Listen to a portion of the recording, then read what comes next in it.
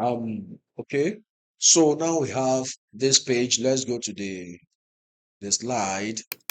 So how to save, we've done that. How save as, we've done that. So save as, we've done that. The next one, control save to make changes. So you may wonder that what if after you have saved the document, then you are working on the document and you still want to save the latest version of what you have worked on. You don't need to use the save as again. All you just need to do is to click on this and click on save. So that is saved now, the latest one. Or you continue to press Ctrl plus X. Ctrl plus X gives us a save. You press the Ctrl key, CTRL, hold it down and press the S. So that is how to save. Let's go to the next document. We'll see how to save um, conversion. Let me now go to how to insert some tests, how to begin with testing, how to do some photos for test formatting. For you to insert text in this, so where the cursor is blinking, you can start typing. My name is this and that, and but for the purpose of this training, I'm going to use some code to generate random words for you in Microsoft Word. So I'm going to press this rand. I will do 5 lines, comma, and do 4. So once I pin that is generated, just press enter key, it generate this. So this is what we'll just be using for purpose of practicing. Now we want to look into the formatting of a text now. So font, this specify a Latin word that is the outlook page of your text. So that is the outlook of your text that we so we have this word video provides a powerful way. This is what we want to be dealing with now. We'll look into fonts. Once we look into fonts, what are the things that can actually happens to a font? And we'll pick our training from here onward. So we'll look into font, the font size, the font color, the bold, the italic, underline, strike through, double strike through, the superscript, subscript, the shadow, the outline, the line spacing. So these are the things we'll be looking at. So let's start from the first one, which is the font size. So um bro, click here. The cursor is blinking. Press enter key. In Microsoft Word, before a change can be made to a text, you need to range it, or we call it a select. You highlight it. Click here. Hold your cursor key and move your mouse over it. We have actually taught this in OS, Windows OS, the last training, how to select. Or if you don't know how to do that, click here. Press Shift key. Then press your arrow key towards the left where it's facing. So if you want it to be this, press shift key, press your arrow key towards this side. So I want to highlight this now. So highlight this. I'll come here. The font now, the type of font I'm going to choose Arial Black. Click on Arial Black. So we have actually done the font. Let's do the size now. To increase the size, drop here down. You can see we have different sizes, 28. But for you to use actual size that is not on this drop down list, just double click here. Then write, for example, we don't have 19 on the list. So I'm going to type 19. Then you hit the enter key, gives you a size 19 here. Why you still range it, remember? So from there, let's also we can use this to increase it. To increase it, we can use this to decrease it. Um that's another way to do that. So we've done the font size now. Let's do font color. Font color, this is this is font color. So the drop down icon by the side, click it. When you click it, it opens the dialog box. A dialog box is a box that comes up that allows you to choose from whatsoever decision out of the listed menu. That's a dialog box. So you can see as I hover it, it's previewing, it's showing me what will happen. So I want to show, let me pick this green. So that's font color. There after font color, we have the bold. For us to know that it's actually become bold, so I'm going to use this powerful one, range it, then click on this B, that is bold. So font size for this, now let me do font size for everything. Range, click here, then move your mouse across it. Then you increase the size. Once I increase the size, then I cannot do bold. Everything becomes bold. Let's move on. The next one, what we do italic and underline. Italic makes your text a little bit tilted to the right, to the left side. So this is it. Italic. You can see it's a little bit tilted now to the right side. To underline a word, so for example, I want to underline this, so I'm going to arrange them, then click on this to range.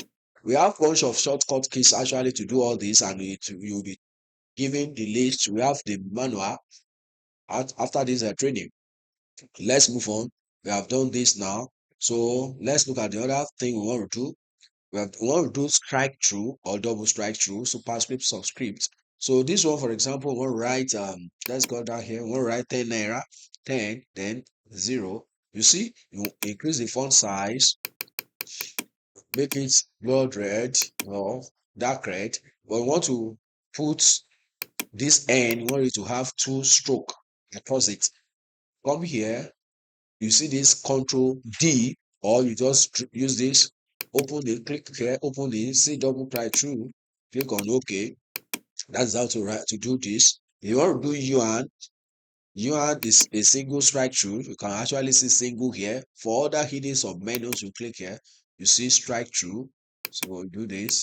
Um, So, but if you are all right, you see everything is strike through, what you just need to do, range it here, then remove this, and you continue what you are typing, it will no longer be strike through. So let's look at the next one. I've done strike through and double strike through. We want to do superscript. In some cases, we want to do 2x square. So this x square, you want to move to upper side. This is superscript. So 2x square, you can see now. So move your cursor, then click back here to deselect. But when you want it to be selected, so what is telling you that this is active. Anything you are still typing, you still be in the superscript because this is still there. For you to deselect all the superscript, you just click this, then you see now. That is what we've got. For subscript, for example, log base 10, when we put this 10 to base, when we drop it a little bit down, we use this. So that is that. Then we're going to remove it from here, continue log base 10. So actually, I've shown you superscript, I've shown you subscript. We'll do shadow, outline, and line spacing now. Let's for example, we'll continue to look into that. Let's move on to document views. The document views, we have four major document views, which are page layout, outline, web layout, and full screen. So let's go there to toggle between it. This is we have this read mode. This is like read mode. If you want to project, you can do that. This one is another print layout. This is the one we normally use. Then we have the web layout, how it will be on the website. So we go back to our another layout. Let's continue.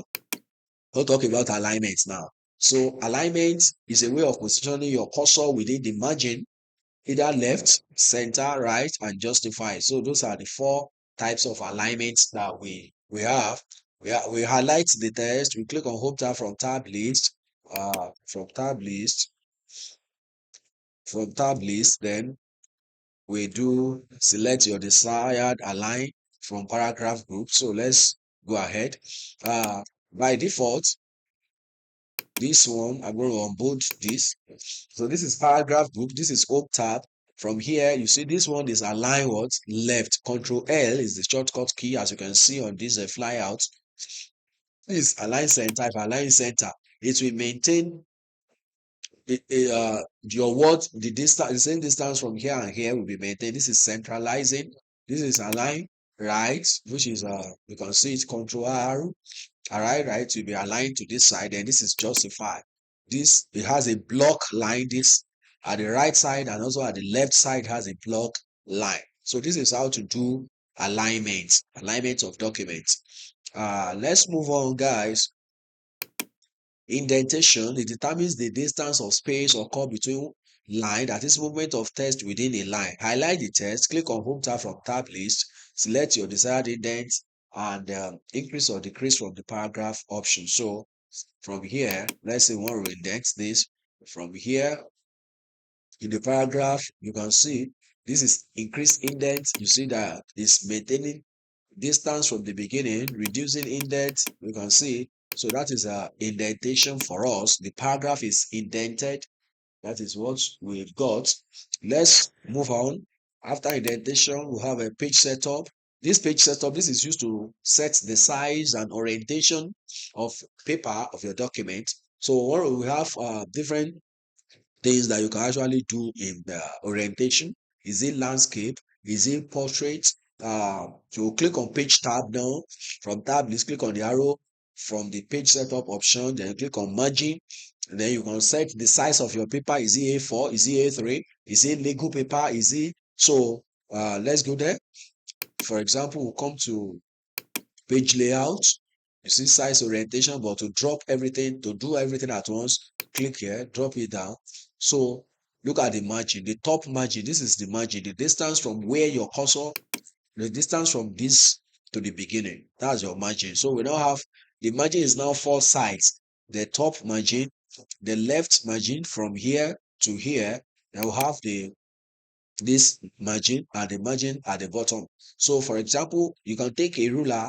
This is necessary. For example, if you are working with letterhead papers, that a particular distance has already been covered by the pre-design, the design on the letterhead. So you just take ruler, you measure the distance, then you now set your top. For example, now let's set top to maybe 5. This is in centimeter. Actually, you can see. Let's set to 5 centimeter top. So you click on OK. You see, so from here to here is a 5 centimeter this margin. That is what we have done. So let's come back to the paper type now. This is letter. You can change to A4. You change to A4. You click on OK. So it adjusts it. If you want to do lega, go here, go here. Then from here you will see lega paper. So which is a little bit longer than A4 and letter. You can see the width now. You can see the height is here. So you do that, you see that it's a little bit longer. That is about orientation. And at the same time, the next what we want to talk about now is how to insert pages. So maybe you want to insert pages at a place when you are working. So you click on insert tab from tab list, you click on blank page from the page group. So insert tab, blank page, put it there. So you can see now that a new page is inserted where I click this icon, where the cursor key is, a new page is inserted. So if you want to delete it, you can actually delete the page. Just come here, click on backspace, so that one is deleted. Let's move on to the next slide. How to apply page numbering now. So we want to number your page. If you have different pages, page 1, page 2, we want it to reflect on the document, the page document. So how do we do that? Click on insert tab from tab list. Click on page number from the header and footer group. Click on format page number. Choose your desired format. Click on OK. So let's do this. Insert. In the insert tab, you look through it. The home page here, you see it, you come to insert. In this insert, sorry, okay, good. We have insert tab now, and under this header and footer, you can see page number. Drop if you want it to be at the top of the page. As you hover on it, you have samples. If this is the type you want, so I want this type, click on close header. That is my page header. I want this is here. Also, if this is page 1 and this is page 2. So for me, you want to change that. You click back, go back to insert tab, click on page numbering. I want it to be at the bottom of the page now, and I want it to show something like this. So this is page 1 of 2. Close the header. So you have two types now. It's showing at the top and it's showing at the bottom of or with different styles. So that is page numbering. Let's go ahead after page numbering. We have done superscript and we have done subscript actually. So let's move on. How to apply an error sign. We have done that. So let's just do it again. This is how to apply an error sign. This time around, let's do for 20 bucks. Sorry for that nonsense that just came up. Let's just for 20 naira, maybe 1,000 naira. So like I told you, highlight the end here, those two double strike through. That's how to apply naira sign. From there, page border now. You want to do page border, click on this. Page border is used to put some artistic design or a kind of frame around the page. You click on page design tab. From tab list, you click on background group, then you click on that and drop. So let's do that page. So from here, design, page, background group, page color, page borders, come here. So you can see different borders. You just want a box, you want it to be shadowed out, you want it to be 3D, you want it to be custom. But the one I want is the art design. So I'm going to scroll down here. Then I look into something very artistic. So I choose this now. I want it to apply to the whole document. You can just make it first page only. So it just appear to first page only. You click on OK.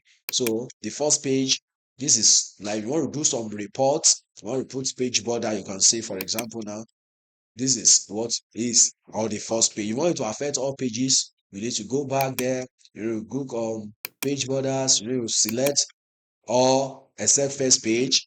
This section will leave the whole document. So this is how we set a page border. After page border, guys, we move to page color. You want to put some beautification to your page. You want to beautify your page. So click on page tab, page design tab. From tab, please click on page groups. So this is the page. This is the design. This is page colors. You hover your color around here to look at the beautiful ones. So something like this, is page color.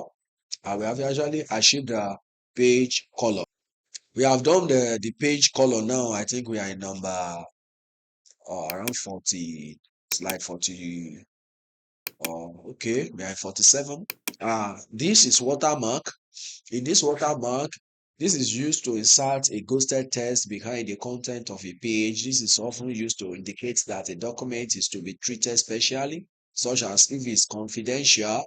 You click on page tab from list, then you click on watermark. So let's actually do that. From here, this is the design tab. From this design tab, we click on watermark. This is watermark.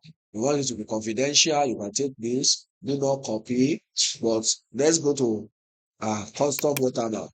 In this custom watermark, I'm going to take test. I'm going to say MSAT class, MSAT solutions, solutions. So you want it the color, you want the color to be yellow, you want it to be diagonal, you want it to be semi-transparent, you don't want it to be semi-apply. So you can see what we are doing here. This is it's putting it there. Actually, when I go to page 2, you see that it's under it.